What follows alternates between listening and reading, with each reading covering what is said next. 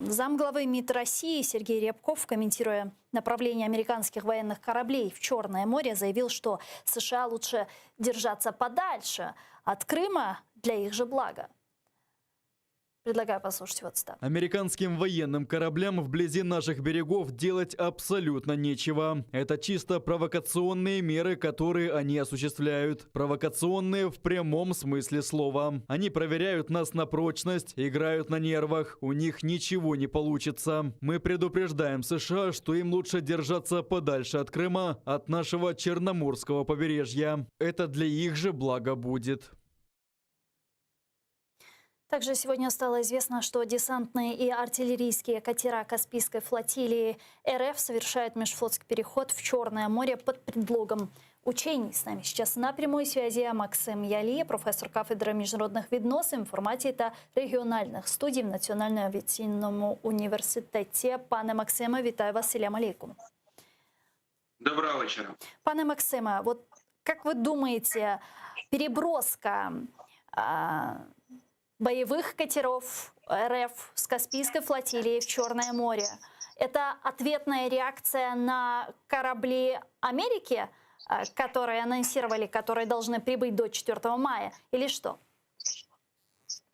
Это в целом вписывается в игру мускулами, бряцанием оружием, которое мы наблюдаем на протяжении нескольких недель. Я напомню, что все это началось, в том числе и обострение на Донбассе, после того, как Байден прямым текстом, отвечая на вопрос, подтвердил, что он считает Путина убийцем.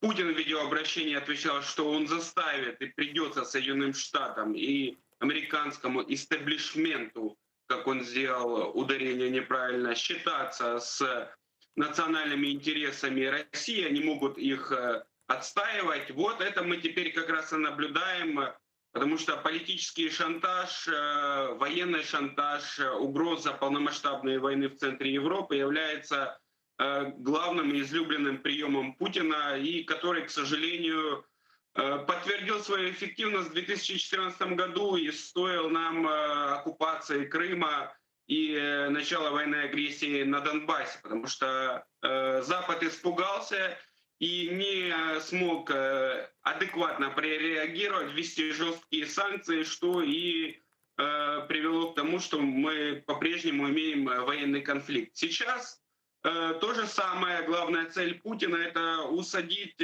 Байдена за стол переговоров, заставить его признать в себе равного переговорщика, что, кстати, Байден уже и сделал, пригласив его на саммит по климатическим изменениям, да, и Путин принял это приглашение.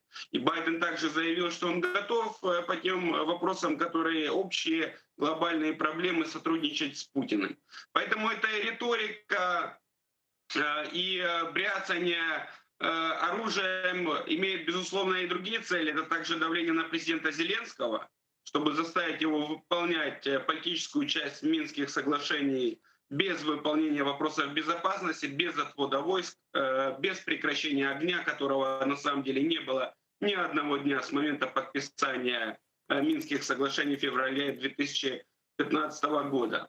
Ну и, безусловно, повысить уровень сплоченности вокруг себя внутри страны, государства. Эта пропагандистская машина вновь включена на полную, и это сплачивает основной электорат, который по-прежнему смотрит зомбоящик, верит тому, что рассказывают Соловьев, Скобеевы и так далее. Поэтому ставки будут повышаться, но подчеркну... Ну а до каких пор будут повышаться эти ставки, если Запад не будет идти на уступки, о которых вы упомянули выше?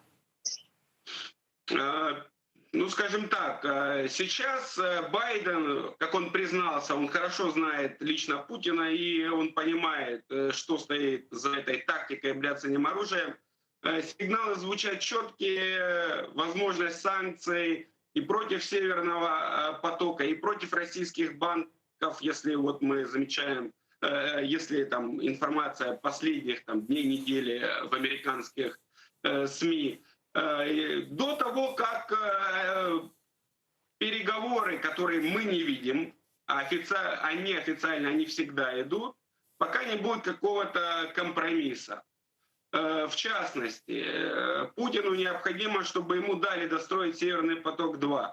Потому что он имеет, кроме экономического и геополитическое важное для него значение, а именно исключить Украину как страну-транзитера и убрать этот рычаг давления, в том числе и сдерживающий против полномасштабной агрессии.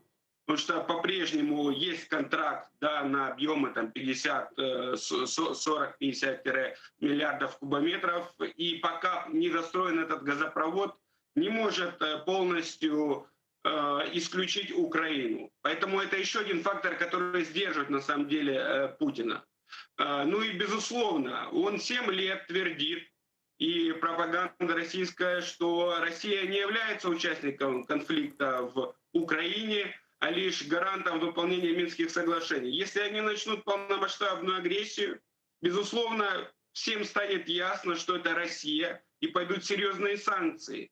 А экономика России сейчас находится в гораздо худшем состоянии, чем она находилась в 2014 году. И тогда, напомню, под угрозой санкций и введения после секторальных санкций, которые действительно ударили по российской экономике, а главное, обвал цен на нефть, Путин остановился и не пошел дальше по созданию так называемой Новороссии. Хотя, безусловно, он от этой идеи не отказался, и нужно быть готовым.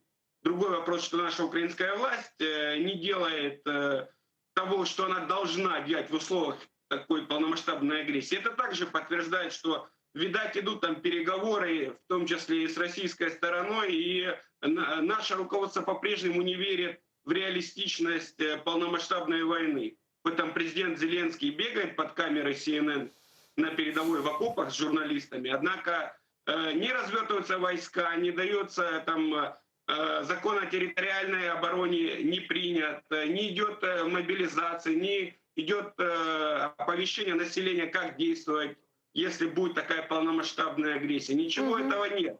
Есть картинка, есть провал с вакцинацией от коронавируса, которой власть не справилась, и это очевидно также, которая таким образом отвлекает от насущных проблем, от экономики, от новых локдаунов, от которых страдают граждане. То есть, в принципе, и Россия, и Украина в этом, я имею в виду руководство, имеют определенные так называемые внутриполитические гешефты от этого. И поэтому частично выгодно это обеим сторонам. Другой вопрос, что страдает наше население, которое и так устало от проблем економічних і зараз вновь впадає в паніку і розжигаються ці страсті. Дякую дуже, пане Максиме. Чохсагл нас Максим Ялє був з нами на прямому зв'язку. Професор кафедри міжнародних відносин, інформації та регіональних студій в Національному авіаційному університеті.